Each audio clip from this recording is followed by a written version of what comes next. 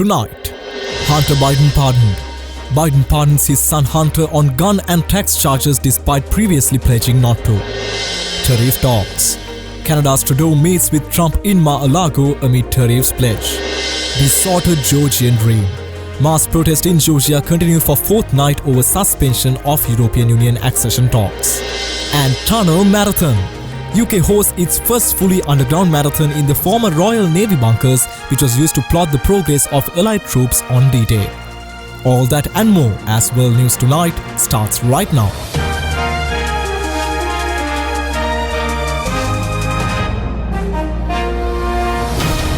This is Derana, World News Tonight. Reporting from Colombo, here's Vinuth Warnasuriya. Well, a very good evening and thank you for joining us on World News Tonight. Well, we are here to bring you key stories across the globe over the weekend and for this Monday. And today we begin the bulletin from some top headlines coming all the way from the United States. US President Joe Biden has issued an official pardon for his son Hunter, who was set to face sentencing this month on federal felony gun and tax convictions. Well, the US President had previously ruled out pardoning his son, but said he had been pursued more vigorously for political reasons. A Biden family tradition, spending the Thanksgiving weekend in Massachusetts. It was here that the plan for an extraordinary move was finalized. The outgoing President Joe Biden issuing a statement saying he had signed a pardon for his son, alleging Hunter Biden was a victim of political persecution. No reasonable person can reach any other conclusion than Hunter was singled out only because he is my son. I hope Americans will understand why a father and a president would come to this decision. Hunter Biden releasing his own statement, saying, "I will never take the clemency I have been given today for granted." Hunter Biden was found guilty earlier this year of lying about his addiction issues on a gun purchasing form. In a separate case, the president's son faced sentencing in California after pleading guilty to tax evasion. Both cases carried potential lengthy jail terms. The president's move comes despite his repeated insistence he would not pardon his son. Such an abuse and miscarriage of justice, Donald Trump posted on social media. The US president's life has been marked by personal tragedy. A baby daughter and his first wife killed in a car crash. His other son, Beau, dying of brain cancer. Pardoning his surviving son is a politically risky move. But after having lost the White House, the 82-year-old appears to have decided to put family first. Meanwhile, Thailand lodged a protest against Myanmar after its navy fired on Thai fishing vessels, leading to one fisherman's death, 2 injuries and to detention of dozens more. Well, Thailand is seeking more the return of 4 of its citizens held by Myanmar, whose navy patrols reportedly opened fire on Thai fishing vessels and detained their crews. Ambulances were seen at the port of Ranong in southern Thailand after Myanmar's navy opened fire on a group of Thai fishing vessels on Saturday. The incident caused one fisherman to drown, while Myanmar authorities detained 31 crew members from one of the boats, according to a spokesperson for Thailand's defence ministry. 2 of 15 fishing vessels were fired at after they operated inside Myanmar's territorial waters near Ranong, the ministry initially said. But Thai Prime Minister Paetongtarn Shinawatra on Sunday questioned the claims that the boats had encroached into Myanmar waters, saying it was inconclusive. Thailand's authorities have protested the use of force during the incident and are in negotiations to release those detained. Deputy Prime Minister and Defence Minister Phumtham Wechayachai told reporters the country had, quote, no intention of encroaching on anything. If any side encroaches on another's sovereignty, there will be warning shots, but they don't aim to destroy targets, he said. Myanmar's ruling junta did not immediately respond. The country has been in crisis since 2021, when the military seized power, toppling an elected government and sparking an armed rebellion by crushing protests with lethal force. Now diverting the attention to the conflicts, Ukrainian President Volodymyr Zelensky said North Korean soldiers deployed in western Russia have been killed and wounded while continuing to call for NATO membership to new EU officials.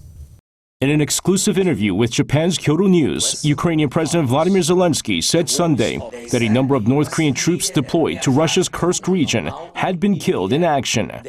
Zelensky did not say how many soldiers had been killed or wounded so far, but said that it's almost certain that the troops were to be used as cannon fodder. The Ukrainian president also stressed that support for his country from its partners is not enough, and again stressed the need for NATO membership, saying the war has entered a complicated period, with Russia advancing faster in the eastern part of Ukraine. Also on Sunday, 3 senior EU officials made a surprise visit to Kyiv to hold talks with Zelensky on how to bolster support from the bloc. EU High Representative for Foreign Affairs and Security Policy Kaja Kallas, European Council President Antonio Costa, and Enlargement Commissioner Marta Kos were all in Kyiv for the meeting. After the talks, Costa announced that the EU will continue to provide Ukraine with financial assistance, including a monthly payment of 1.5 billion euros for a full year. The money would come from the proceeds of Russia's frozen assets and can be used for military purposes. Meanwhile, Russian President Vladimir Putin has upped his push to win the war, approving a record-high military budget for the 2025 fiscal year. According to the Russian government's website on Sunday, around 32.5% of the budget drawn up for 2025 has been allocated for national defense, amounting to around 145 billion US. With the foreign ministers of the 32 NATO countries holding their last meeting of the year later this week, a meeting of the NATO-Ukraine Council consultative body is also scheduled. There, the Ukrainian Foreign Minister Andriy Sybiha is likely to push for Ukraine's membership of the military alliance. President Zelensky, during an interview with British broadcaster Sky News, said membership will allow him to negotiate a ceasefire deal with Russia. Countries negotiating a global treaty to curb plastic pollution failed to reach an agreement, with more than 100 nations wanting to cap production, while a handful of oil producers were prepared only to target plastic waste. Though meeting chair Luis Vallas Valdivieso tried to sound a positive note, the nations have been gathered at the 5th UN Intergovernmental Negotiating Committee in Busan, South Korea. It was intended to yield a legally binding global treaty and was meant to be the last gathering of its kind. However, countries could agree only to postpone key decisions and resume negotiations later on. At the talks, they remained divided on the basic scope of a treaty. The most contentious items include capping plastic production, managing plastic products, and chemicals of concern. Also, the issue of financing to help developing countries implement the treaty.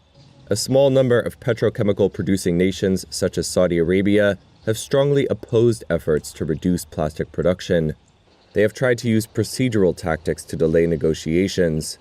Even so, Greenpeace Plastics campaign lead Graham Forbes said the meeting wasn't a waste of time. An option proposed by Panama and backed by more than 100 countries would have created a path for a global plastic production reduction target, while another proposal did not include production caps.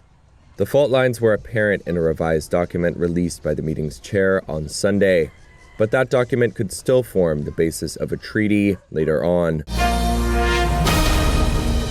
Well, time for a short commercial break. More world news coming right after this. Stay tuned.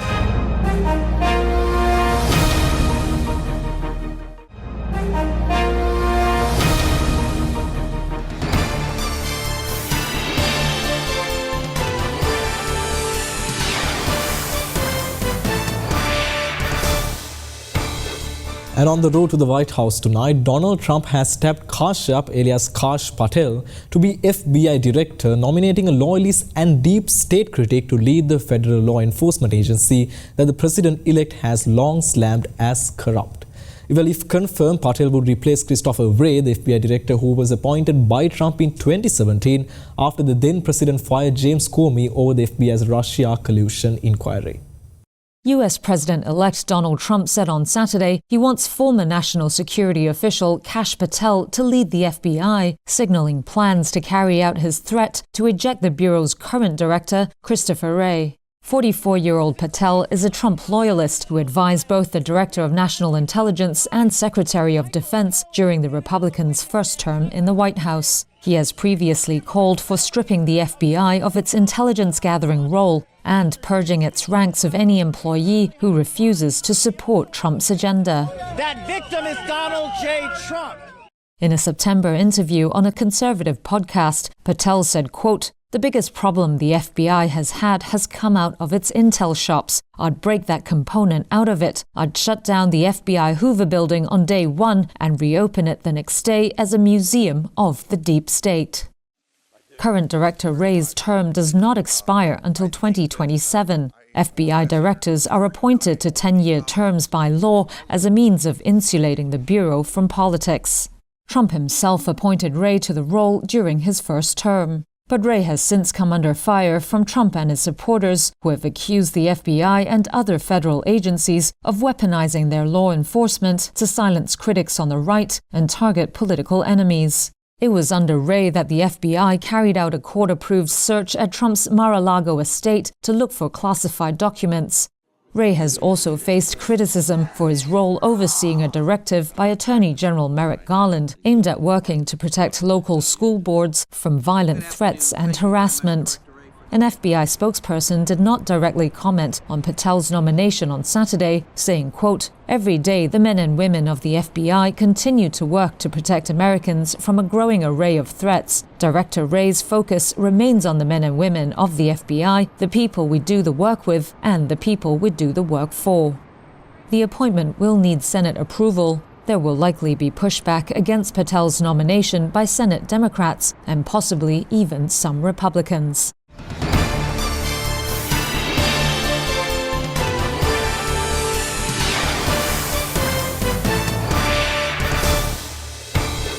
Meanwhile, Canadian Prime Minister Justin Trudeau met with Trump in Florida just days after President-elect threatened to impose a 25% tariff on Canadian goods. Well, Trump called the conversation very productive and said the two leaders discussed many important topics that will require both countries to work together. Canadian Prime Minister Justin Trudeau said on Saturday he had an excellent conversation with Donald Trump. He made an unannounced visit to Florida on Friday to meet with the U.S. president-elect. There have been heightened fears about a trade war, with Trump pledging to impose 25% tariffs on Canadian and Mexican imports after he is sworn in as president in January. Trump said discussions with Trudeau about the border, trade, and energy were very productive. In a post on Truth Social, he said they also talked about the deadly opioid fentanyl and immigration. Trump wants to use tariffs to get two of the U.S.'s biggest trading partners to help stem the flow of illegal drugs into the U.S. and migrants crossing illegally into the country. Que va a permanecer el tratado. Mexico's Claudia Sheinbaum warned this week that Trump's plan would have dire consequences and suggested possible retaliation. Many economists have said Trump's plan to impose tariffs on imports will increase costs for U.S. consumers. Trump has said tariffs on trading partners will help protect U.S. manufacturers and boost domestic job growth. Millions of Americans are under lake effect snow alerts during one of the busiest travel weekdays of the year after Thanksgiving. Dangerous winter weather causing chaos for millions. 5 states under weather alerts with lake effect snow blanketing parts of the Northeast. Travel advisories issued through northern and western New York because of terrible road conditions. Cars seen banked along I-81 near Watertown. More than 3 feet of snow already on the ground there, and there may be 5 feet by tomorrow. Snowplows and emergency services out in force. Buffalo Bills fans also chipping in ahead of tonight's game. Just keeps coming. Digging out the stadium from snow. Team from the West Coast over here into the snow, and we should have a great game. In Pennsylvania, the governor announcing a proclamation of disaster emergency to help bring in resources as parts of the state are buried after days of snow, more than 2 feet falling in Erie County. State police responding to nearly 200 incidents between Friday and Saturday. This dangerous weather comes as millions of families make their way back home from Thanksgiving. At airports across the country Saturday, the TSA screened nearly 3 million travelers, and today's total could be even higher, potentially the agency's busiest day ever. A new video released by Hamas shows Eden Alexander, an American hostage who was taken captive from Israel on the 7th of October and held in the Gaza Strip.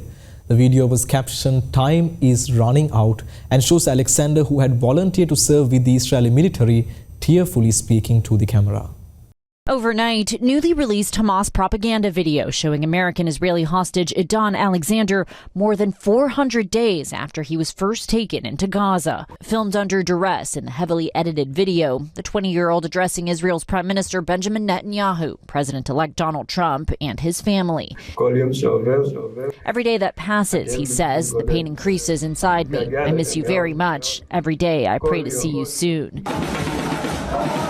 This as thousands again took to the streets of Tel Aviv on Saturday to call for a hostage deal. Alexander's mother saying she heard from Netanyahu soon after the video was released. The White House saying it has also been in touch with his family, calling the video a cruel reminder of Hamas's terror against citizens of multiple countries, including our own. The hostage families desperate for their loved ones, and Gaza desperate for aid.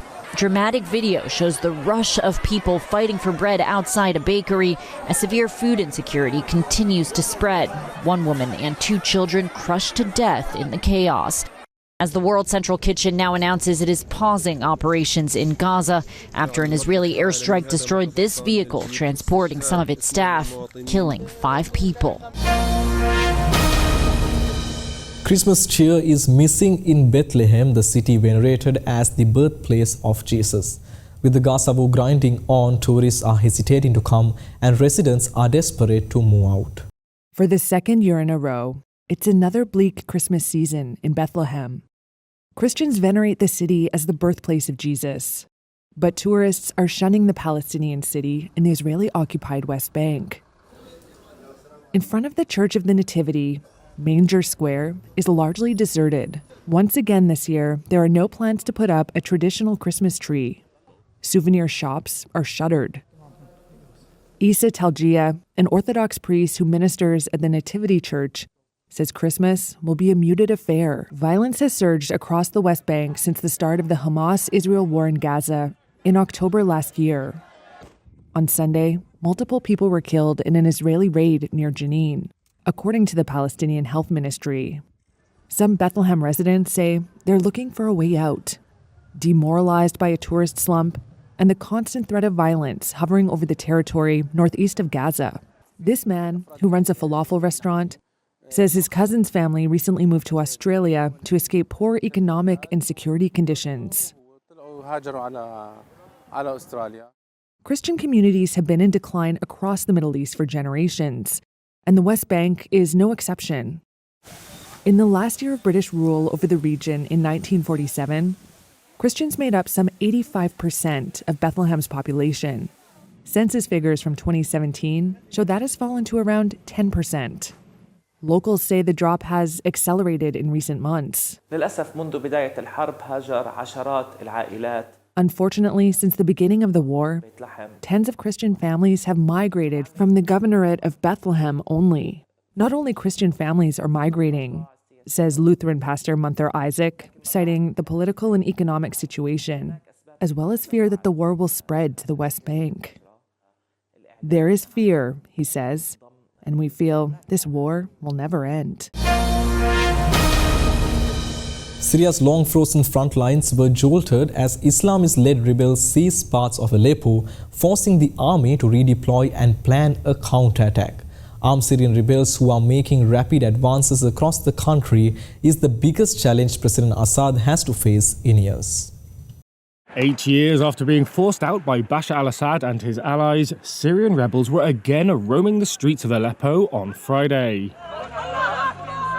Over the past week, opposition fighters have carried out a surprise sweep through government-held towns. Now, this rebel says Aleppo has been completely liberated. The attack, led by the militant group Hayat Tahrir al-Sham, is the most significant challenge to Assad in years. The front line of the Syrian civil war has been largely frozen since 2020. But on Saturday, Syria's military said that dozens of its troops had been killed and that rebels had managed to enter large parts of Aleppo. Syrian and Russian warplanes are targeting rebels in a suburb of the city, according to 2 Syrian military sources. They also said Russia had promised to send extra military aid to thwart the rebels, which would start arriving in the next 72 hours. Assad recovered full control of Aleppo, which had been a rebel stronghold, in 2016. That was with the support of Russian air power and Iranian-backed Shiite militias. The commander of one rebel brigade said the opposition fighters' swift advance in recent days had been aided by a lack of Iran-backed manpower in the wider Aleppo province. Iran's allies in the region have suffered a series of blows at the hands of Israel as the Gaza war has expanded through the Middle East. Opposition sources also said that Turkey, which backs the rebels, had given a green light to the offensive. Turkish officials were not immediately available to comment. More than 40 people have been hospitalized in Georgia's capital Tbilisi, with pro-European protests continuing into their 4th night. Thousands of pro-EU protesters blocked streets of Tbilisi after the ruling party of Georgian Dream said it would suspend talks on European Union accession until 2028. Tensions are yet to subside as some protesters gathered in Tbilisi's central Rustaveli Avenue were seen shooting fireworks toward police who retaliated with water cannons and tear gas. Georgian news agency Interpress reported that protesters also blocked a road into the country's main commercial port in the Black Sea city of Poti. According to local media, protests were seen in at least 8 cities and towns against the ruling Georgian Dream Party. The pro-Western Georgian president Salome Zurabichvili, whose term is about to expire, called the current parliament illegitimate following allegations of fraud in last month's elections, while saying she would remain in office until new parliamentary elections are held. Short commercial break now. More world news coming on the other side.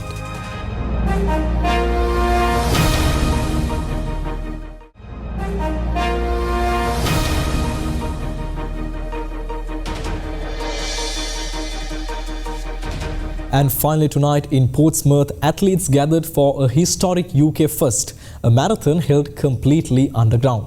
Well, the race takes runners deep below Portsdown Hill into the former Royal Navy bunkers used to plot the progress of Allied troops on D-Day. A total of 87 runners participated in the unique run, with head torches attached to their helmets, running a total of 91 laps of a makeshift 460-meter course to complete the full 42.195 kilometers. After running almost 100 laps in the dark, narrow and damp tunnels, 48-year-old Michael Burke won the men's race with 3 hours and 42 minutes and 27 seconds record, while Laura Watts won the women's race with a time of 4 hours and 22 minutes. Another underground race will take place at the same venue next November. And with that, we wrap up today's bulletin. We'll be back tomorrow with the latest updates from around the world.